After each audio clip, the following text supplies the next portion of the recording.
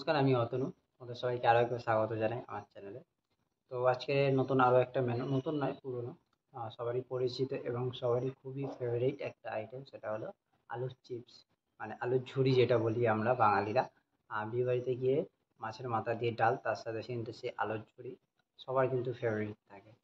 তো আজকে সেই আলুর ঝুরি কীভাবে বানানো যায়, খুবই সহজ একটি উপায়। একদম বেশি কিছু ইনগ্রেডিয়েন্টও লাগে না, জাস্ট একটুখানি কিছু সময়ের মধ্যেই রেডি হয়ে যায়। ঠিক আছে?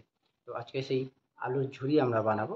তো তার জন্য প্রত্যেক কটা টিপস কিন্তু খুবই খুবই ইম্পর্টেন্ট। তো সব কটা টিপস সেইভাবে দেখতে থাকো।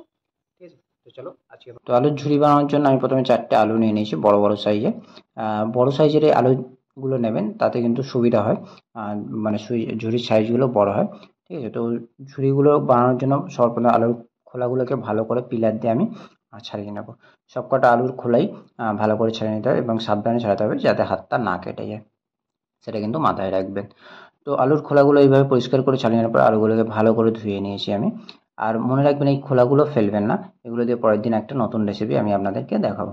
তো আলুগুলো ছাড়ানো হয়ে যাওয়ার পরে আপনার যে কোড়া রয়েছে সেই কোড়াটা নিয়ে নেবেন।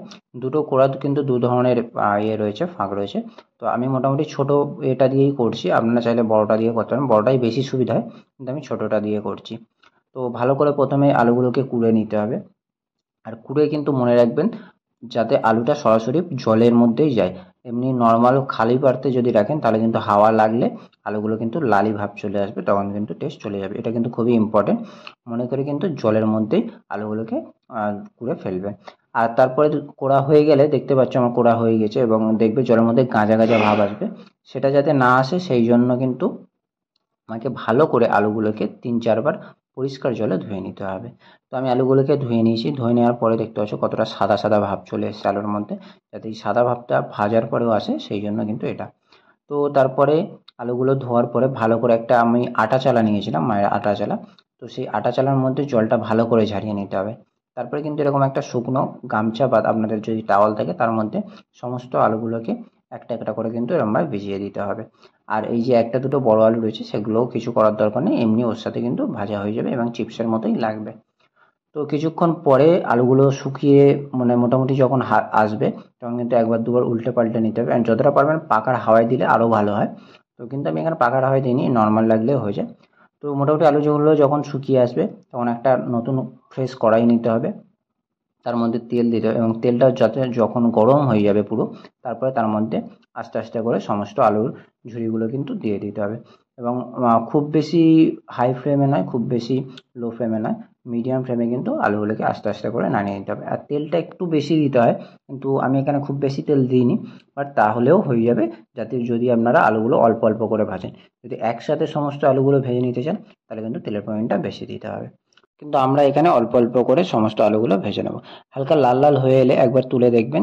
যদি মোটামুটি মনে হয় যে ক্রিস্পিনেস আছে তাহলে আলুগুলো নামিয়ে নেবেন। কিন্তু যদি মনে হয় যে নেই তাহলে আর একবার অল্প করে ভেজে নেওয়ার পরে আলুগুলোকে মোটামুটি ভালো করে তেল ঝারিয়ে নিতে হবে। ঝুরি মোটামুটি আমাদের রেডি হয়ে এসেছে। এবার একটা তুলে আমরা হাতে দেখবেন যে ক্রিস্পিনেস আছে কিনা। মোটামুটি ক্রিস্পিনেস থাকলে নামিয়ে নেবেন। একটা পাত্রে নামিয়ে নেওয়ার পরে ভালো করে যাতে তার থেকে তেলটা যে ঝরে যেতে পারে সেরকম একটা পাত্রে রাখবেন, যাতে তেলটা যার থেকে ঝরে যেতে পারে। হালকা হাওয়ায়ও রাখতে পারেন যাতে শুকিয়ে যায়। তো মোটামুটি তেল ঝরে যাওয়ার পরে একটা কিন্তু আমাদের মশলা দিতে হয়, কিন্তু আমি এখানে কোনো মশলা দিচ্ছি না। আপনারা দোকান থেকে 10 টাকার যে বাদাম ঝুরি বললে চিড়ে বাদাম পাওয়া যায়, তো সেটা কিনে আনবেন।